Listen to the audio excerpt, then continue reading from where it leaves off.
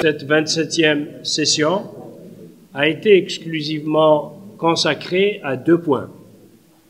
Le premier réside dans l'évaluation de la mise en œuvre de la feuille de route du 22 mars 2018, notamment en son premier volet relatif aux questions prioritaires, questions politico-institutionnelles et les questions défense et sécurité.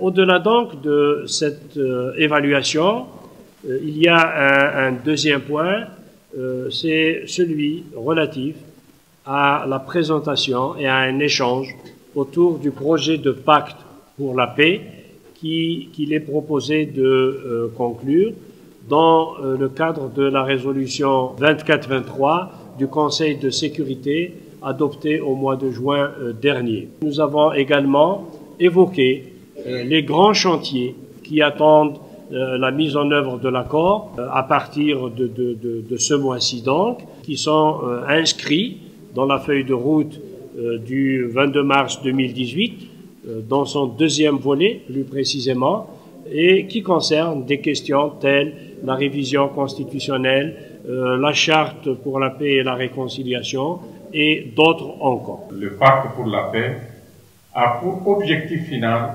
d'accélérer justement la mise en œuvre de l'accord en renouvelant cet engagement par les parties maliennes et un engagement également des partenaires pour accompagner les Maliens à une mise en œuvre plus rapide et plus efficace que ce qui se passe jusqu'à là. Et donc nous l'avons abordé aujourd'hui. C'est un processus qui vient de commencer. Nous avons recueilli les différentes idées qui émanent de la partie malienne des autres observateurs.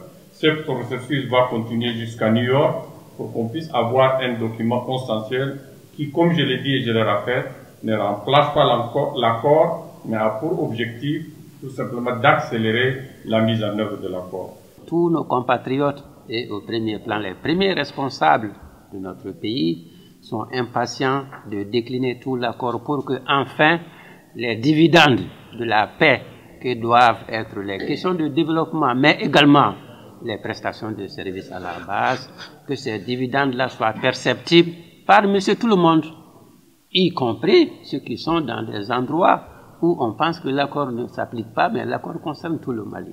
Qu'est-ce que nous allons faire concrètement pour accélérer? Nous allons hiérarchiser, prioriser et nous attaquer aux actions dont la réalisation permet de nous inscrire dans une dynamique de cercle vertueux du succès, atteindre une sorte de point de non-retour.